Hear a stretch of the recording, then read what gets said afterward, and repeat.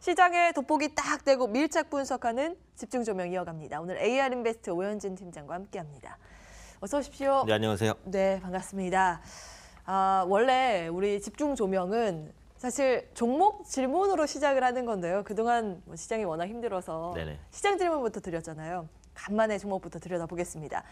항공주 볼까요? 항공주가 어제 아주 모처럼 만에 날았습니다. 유가 하락에 영향을 받았다고 분석이 되는데요. 어떻게 보셨어요? 그렇죠. 그래서 항공주는 대표적인 유가 하락 수혜주입니다. 그래서 예. 원가에서 차지하는 비중 중에 25% 정도가 유류비입니다. 그래서 유가 하락에 따른 원가 절감 수혜를 직접적으로 받는다고 보시면 될 것 같고 그에 따른 실적 개선이 기대된다라는 부분이죠.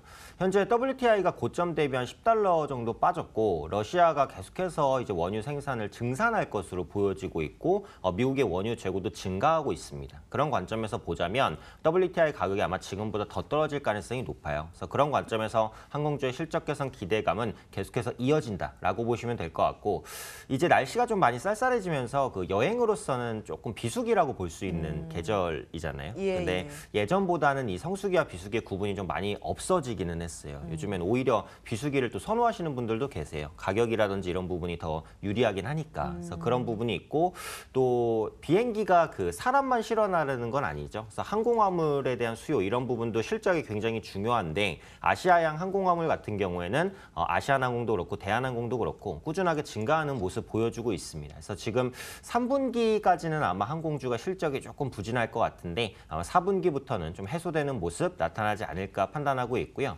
다만 한 가지 이제 변수가 될 수 있는 게 환율이라고 봐야겠죠. 그래서 원달러 환율이 지금 지속적으로 상승하고 있는데 이런 부분들은 항공주에 웃어주는 요인은 아니에요. 그래서 상대적으로 해외여행에 대한 수요를 위축시킬 수 있기 때문이기도 하죠. 그래서 지금 시점에서 항공주가 추가적인 반등을 더 세게 보이려면 환율 안정이 좀 동반되면 괜찮을 것 같아요. 그래서 지금 항공주를 만약에 신규로 접근하시고자 하시는 분들은 환율이 안정되는 시점에서 이제 매수 타이밍을 잡아보시면 충분히 좀 수익을 볼 수 있지 않을까 판단하고 있습니다. 네, 달러 인덱스도 계속 올라가고요. 오늘도 상승세를 시현하고 있는 상황입니다. 환율들 지속적으로 들여다보면서 이걸 체크를 해봐야 된다라고 말씀 주셨는데요.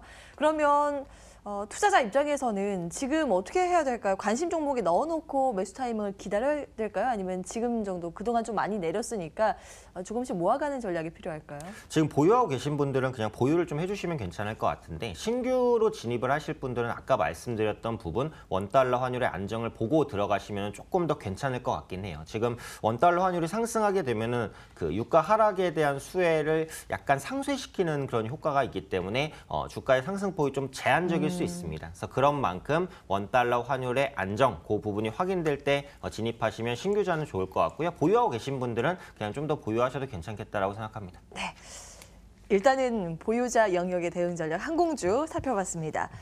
아프리카 TV 볼까요? 사실 이 종목은 여름부터 더위를 먹었어요. 주가가 그런 흐름들. 그런데 어제는 7% 넘게 뛰더라고요. 발표한 실적이 생각보다 좋았어요. 깜짝 실적을 발표했는데 네네. 아프리카 TV는 어떻게 보세요? 일단 긍정적으로 보는 게 실적 가시성이 참 좋아요. 그래서 4분기부터 내년까지도 아마 좋은 실적 계속해서 낼 가능성이 높다라고 봅니다. 그러니까 과거에 아프리카 TV가 그 별풍선 하루 100만 원 한도 규제 이 이슈 때문에 굉장히 힘든 시기를 보냈고 최근에 시장 약세와 더불어서 계속해서 밀렸는데 실제로 실적을 보니까 우려보다는 상당히 좋았다라는 부분이죠. 그래서 3분기 같은 경우 그리고 올해 같은 경우에는 이제 아시안 게임 독점 중계에 따른 그 트래픽 상승에 대한 효과가 있었고 또 방송 콘텐츠가 다변화되면서 시청 연령층이 계속해서 넓어지고 있다는 부분이 외형 성장 요소로 작용하고 있다고 보시면 될 것 같습니다. 그리고 올해 같은 경우가 다른 어떤 해보다도 특히 동영상 플랫폼이 성장한 한 해입니다. 유튜브를 비롯해서 동영상 시장이 굉장히 크게 팽창을 했고 그에 따른 수혜를 아프리카 TV가 그대로 받았다라고 보시면 될 것 같고요. 예전보다 이제 1인 미디어 사업자에 대한 인식이 개선된 부분 역시도 긍정적이다라고 보시면 될 것 같아요. 한 가지 체크해 볼 게 연말 케이블 TV 시장 진출입니다. 이제 아프리카 TV가 더 이상 인터넷이나 모바일에만 머무르지 않겠다는 거죠. 그래서 실제로 아프리카 TV의 BJ들이 요즘에 TV 진출을 좀 많이 하고 있거든요. 그래서 연말에 케이블 TV로 적극적인 진출이 가능하다면 추가적인 성장 기대감을 주기 때문에 현재로선 실적 모멘텀도 좋고 성장 기대감도 좋은 종목이라고 보시면 되겠습니다. 이건 신규 매수 의견이세요? 네, 신규 매수 의견이고요. 다만 어제 예. 약간의 갭상승을 했으니까 조금 눌림은 있을 수 있을 것 같아요. 한 34,000원 밑에부터 매수를 해 나가신다면 중장기적으로 한 45,000원대까지는 충분히 노릴 수 있는 종목이 아닐까 판단합니다. 네, 여기까지 특징주 봤습니다. 시장 점검 이어서 해볼까요? 일단 어제까지 이틀 연속 반등에 나서 주는 우리 시장이었습니다. 간밤 미국 증시도 마찬가지의 흐름이었고 네네. 기술주의 회복세 눈에 띄었고요. 연준의 규제 완화 언급에 힘입어서 금융주의 상승도 좀 두드러지는 장세였습니다. 그럼 과연 우리 시장 오늘은 또 어떻게 나타나게 될지. 일단 우리 시장이 먼저 미국에 비해서 더 일찍 올랐던 부분, 선반영돼서 올랐던 부분이 있어서요. 이제는 어떤 시각을 가지고 시장을 바라봐야 될까 굉장히 궁금해지거든요. 일단 오늘은 좀 상승을 할 가능성이 높겠죠. 아무래도 미증시가 예. 올랐기 때문에 추가적인 반등을 기대합니다. 근데 국내 증시가 어쨌든 추세적인 반등을 보이려면 미국 증시의 안정이 중요합니다. 근데 지금 다우지수든 나스닥 지수든 변동성이 굉장히 커진 상황이기 때문에 미증시의 안정이 없이 국내 증시가 지속적인 반등을 보일 수는 없거든요. 그래서 국내 주식에 대한 비중을 늘리려면 어쨌든 미증시가 안정이 돼야 된다는 부분을 말씀드리고 싶고요. 또 이번 주에는 애플의 3분기 실적 발표가 예상돼 있습니다. 지금 컨센서스가 $150에 이제 형성이 되어 있는데 이 부분을 부합시키는지 여부를 확인을 하셔야 될 것 같고요. 아이폰이 중국에서 좀 덜 팔리고 있다 그래요. 그래서 실적에 대한 우려감이 조금 있는 상황이어서 컨센서스를 만족시키거나 상회하는 실적을 낸다면 국내 IT 대형주 삼성전자나 SK하이닉스가 추가적인 반등을 시도하면서 시장을 견인할 가능성이 있습니다. 그래서 애플에 대한 실적 반드시 체크를 해보시면 좋을 것 같고요. 지금 코스피든 코스닥이든 모두 5일선 안착을 시도하고 있어요. 아마 오늘은 안착할 것으로 보이는데 이렇게 되면 단기적으로는 추세 전환 가능성이 있습니다. 그래서 추가적인 반등이 나타날 것으로 보여집니다. 다만 다음 주에 미국의 중간선거가 예정돼 있고 이 부분을 시장은 많은 불확실성으로 보고 있어요. 그래서 적극적인 투자를 하실 분들은 적어도 중간선거 이후로 타이밍을 잡아보면 좋지 않을까. 그래서 지금 IT 대형주를 분할 매수하는 건 저는 괜찮다고 생각합니다. 하지만 예. 그 외 종목에 대한 이제 비중 확대 이런 전략에 있어서는 중간 선거를 확인하고 보자 이렇게 말씀드리도록 하겠습니다. 그럼 오늘 시장에서 주목할 종목 IT 대형주 쪽에서 가지고 오셨어요?